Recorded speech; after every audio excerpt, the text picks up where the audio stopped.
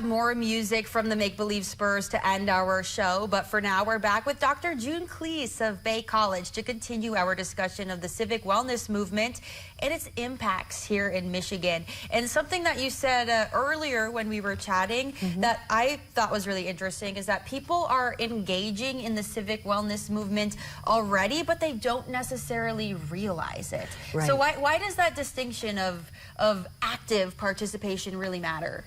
Yeah, because I think having that awareness that you're partaking in something much larger gives it extra value, gives it extra meaning. Not that it isn't meaningful in of its own right, but to realize that if you're of a mindset that you can make a difference in your community, that we can turn down the heat on the toxicity and the political pollution stuff in our lives, if you're of that mindset that this is doable, we have done it in our society, we can continue to work on this, there are tools and techniques and things that you can use, but when you're just sort of overall understanding that you're contributing to something for that greater civic wellness in our country in these times, it just allows you to feel more empowered and probably more encouraged. I know a lot of people I talk to say it is so, that, you know, to get out there and reinforces the value of this. Because, you know, in a republic like ours, the democracy matters in the sense of how we talk to each other about what we're doing as we're doing it. And yeah, that the governance stuff is going to come in, the policy stuff is going to come in, but we can flesh through that, we can work through that, and there are ways to do that. So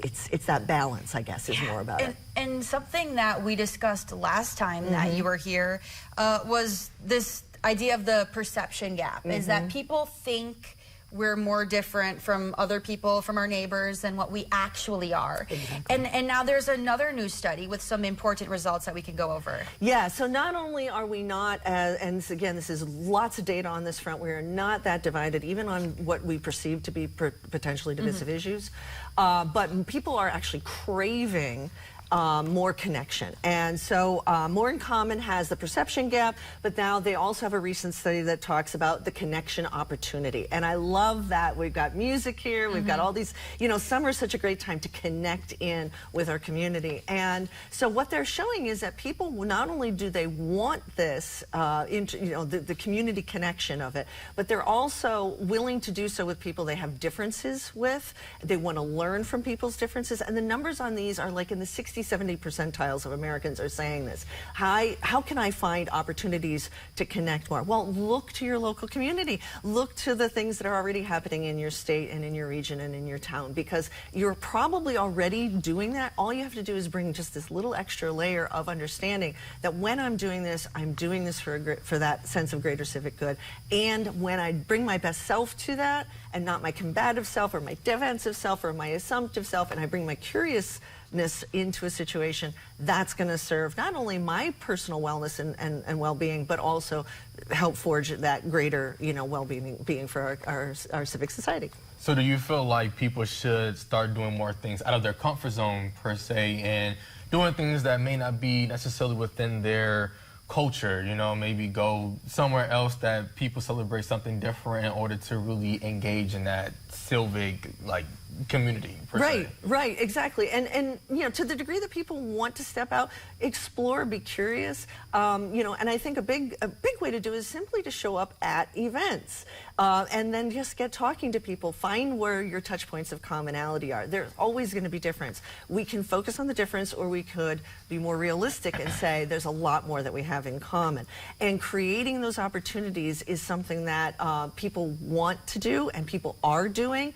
But it's also, like I said, just sort of reinforcing what we already do, and we do so much already. We really do. Well, especially up here in the Upper Peninsula, Yes. we might be rural, but we are so connected to each other and to our land and to all of the resources that we have in the community. So we're pretty lucky in that way. I feel like a lot of times in bigger cities, in bigger states, these communities kind of exist on their own, and we're very much like hand in hand with all 300,000 of us up here. Right, exactly. And I think that the UP is inspiring to me personally in this work because of that. So much connection within our communities and people giving and doing. Yeah, sure, volunteerism is down. We know that across the country. And so it is a bit of a call to action to say, if we get more active when we do volunteer, we're also doing things for the civic health and wellness of the communities we're in.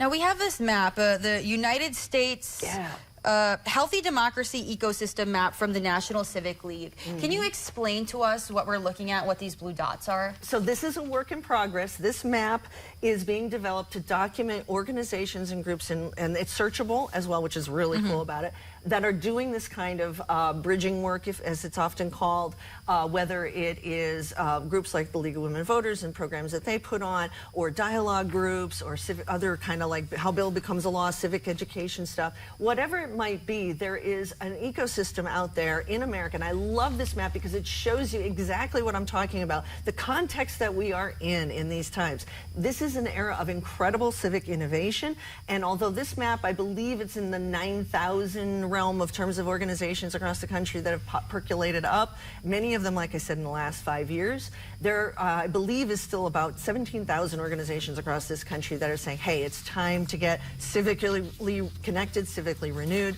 and we can do this, and here's where you can connect in.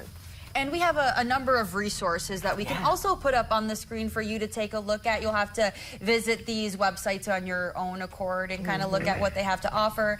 But June, the resources are out there. The people looking to make a more civically well society are out there, and we can engage. Yes, absolutely. And so if folks want to check those things out, you'll see both at the state level, but some of the larger level. And I think just to highlight in terms of resources, conversations.us is a great place to start if you're a little bit skittish about, hey, I want to take that step and I want to learn a little bit more about people who think differently, have different backgrounds than myself. I want to get those tools. I want to feel more empowered to do that. That's one. We already mentioned the map, which is, gets you into context. And then there's work that's being done by Better Together America, creating what are called civic hubs.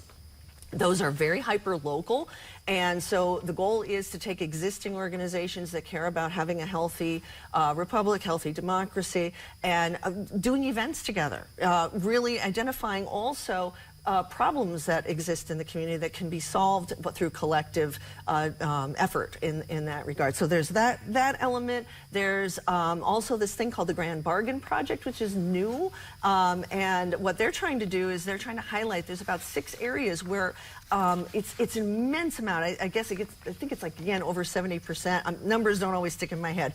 But it's a high number of Americans, and they've done a lot of research on this, that already agree on some of these packaged kind of policy ideas that we don't even realize that there's all this agreement. So they packaged them and said, hey, think about these. Think about that there's another narrative in America that exists than just sort of what that nationals and / social media kind of toxicity wants to present. And again, it's very locally expressing itself, and that's the key thing. So when you look around and you're seeing it, it's happening all around us. We just have to sort of bring ourselves more consciously to the table. Right, even though there might be less than ideal things happening in the world around you at a local level, there's a lot of good happening, and especially here in Marquette and in the broader UP. We have to take another commercial break, but we'll continue this conversation. We have an activity that you can also engage in when we come back.